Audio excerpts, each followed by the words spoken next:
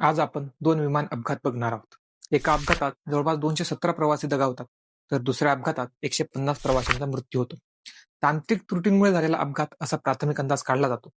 मात्र पुढे black box मधला डाटा उघडला जातो आणि समोर येतं हादरवून टाकणारं सत्य. या सर्वांची सविस्तर चर्चा करू. नमस्कार, मी परीक्षित पाटील आणि आपण बघत आहात रयत नीती. अजितदादांच्या निधनानंतर विमानाच्या ब्लॅक बॉक्सची चर्चा प्रत्येकाच्या तोंडावर आहे. ब्लॅक बॉक्सचे महत्त्व वेगळे सांगण्याची गरज उरलेली नाही. आज आपण असेच दोन रिअल एक्झाम्पल बघणार आहोत, ज्यात ब्लॅक बॉक्सने बाहेर आणलेलं सत्य कळेल. वर्ष होतं 1999.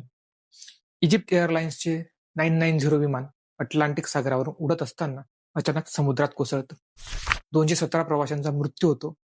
सुरुवातीला इजिप्त एअरलाइन्सने प्राथमिक तपास करून अपघाताचे कारण तांत्रिक त्रुटी असे सांगितले. मात्र विमान हे इंटरनॅशनल वॉटर एरियामध्ये कोसळलेले असल्याने हा तपास आंतरराष्ट्रीय विमान संघटनेकडे येतो. त्यांच्याद्वारे ब्लॅक बॉक्सचा डाटा तपासण्यात येतो आणि त्यातून मिळणारी माहिती जगाला हादरवणारी होती.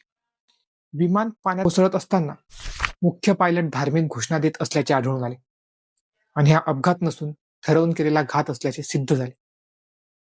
पुढे अनेकांनी याला दहशतवादी कृत्य म्हणून देखील संबोधलं. मात्र इजिप्तने हे मान्य करण्यास नकार दिला. पुन्हा एक अपघात होतो. यावेळी वर्ष होतं 2015 आणि विमान होतं जर्मन विंग्स या कंपनीचं. हे विमान फ्रान्समधील आल्प्स पर्वतरांगेत उडत असताना तेथे कोसळले. अपघाताचे कारण नेहमीप्रमाणे हवामान बिघाड असे सांगण्यात आले. मात्र पुन्हा ब्लॅक बॉक्सची एंट्री होती आणि अपघाताचे सत्य बाहेर येते. कॉकपिटचे संभाषण तपासण्यात येते. यंत्रणेच्या हाती जेव्हा ते संभाषण लागते तेव्हा तपासाची दिशा बदलते.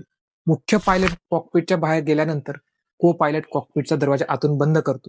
मुख्य पायलट आत येण्याची वारंवार विनंती करत असतो, मात्र त्याच्याकडे दुर्लक्ष करून को पायलट विमान एका पर्वतावर मुद्दाम क्रॅश करतो.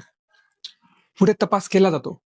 हा पायलट मानसिक आजाराने ग्रस्त असलेला आढळतो आणि आत्महत्या करण्याच्या प्रवृत्तीला रोखण्यासाठी वारंवार उपचार घेत असल्याचे आढळून येते. त्यामुळे सुरुवातीला अपघात वाटणारी ही घटना ठरवून केलेला घात असल्याचे निष्पन्न होते. या दोन उदाहरणांवरून आपल्याला लक्षात येतं की ब्लॅक बॉक्सचा डाटा किती महत्वाचा असतो.